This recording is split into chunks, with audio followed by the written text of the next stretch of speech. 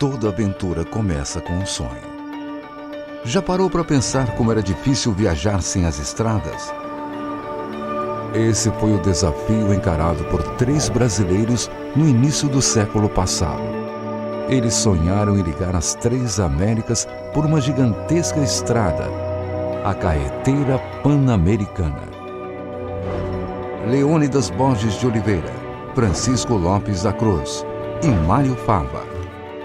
A expedição embarcaria numa enorme aventura, uma viagem de carro a partir do Rio de Janeiro em direção a Nova York.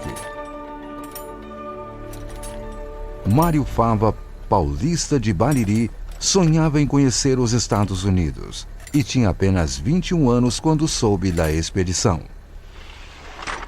O mecânico original havia desistido e ele não pensou 2 vezes antes de se oferecer. Nada mais seria como antes. Mário seria o responsável por cuidar dos 2 veículos da expedição: o carro Ford T, apelidado de Brasil, e a caminhonete de apoio também da marca Ford, chamada de São Paulo. Equipado com um motor de 4 cilindros com 20 cavalos de força, o Ford T tinha 2 marchas para frente e uma ré. Atingia até 75 km por hora. O modelo revolucionou a indústria da época. A aventura começou no dia 16 de abril de 1928. A expedição partiu do Rio de Janeiro rumo a Petrópolis para serem recebidos pelo presidente Washington Luiz.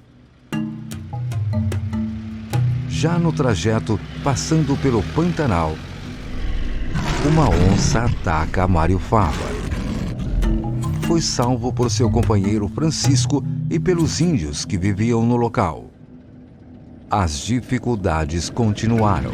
Na travessia da Cordilheira dos Andes, ficaram sem combustível. Mário criou uma mistura de querosene e chicha, uma bebida alcoólica indígena. E para lubrificar o motor, o mecânico usou gordura de porco e de lhamas. Também o frio rigoroso exigiu criatividade do mecânico de Bariri.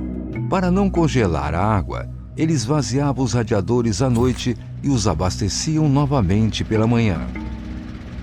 No Peru, a caminhonete São Paulo atravessava um penhasco quando deslizou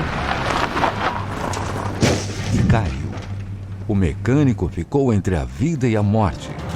Foram muitos desafios. Boa parte do caminho foi aberta com pás e dinamite.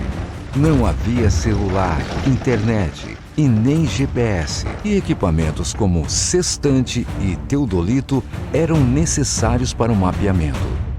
Na Colômbia, o fim se aproximou novamente. A expedição passou 4 meses perdida na selva. Debilitados, os 3 aventureiros já estavam sem comida e água. Mais uma vez, conseguiram sair da mata com a ajuda de índios. Para atravessar os pântanos do Panamá, os 2 veículos precisaram ser desmontados. E assim seguiram viagem passando por 15 países, homenageados por onde passavam.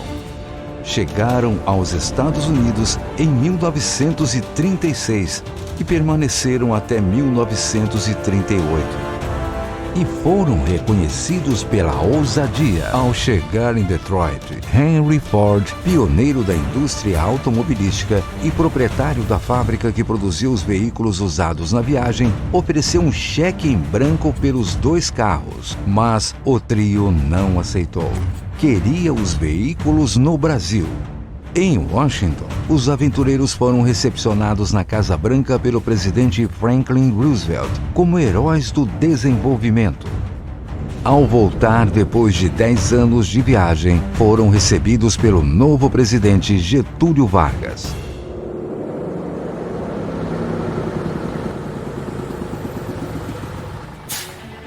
Mário Fava retorna a Bariri para reencontrar sua mãe. Ela, após tantos anos sem contato algum, perguntou por que ele demorou tanto a voltar para casa.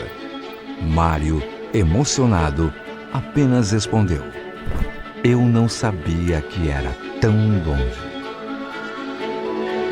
Agora, mais de 80 anos após o fim dessa expedição, um novo sonho se realiza. A fundação do museu que leva o nome do intrépido mecânico baririense. O Museu Mário Fava, que guarda a memória de uma das mais espetaculares aventuras do século XX.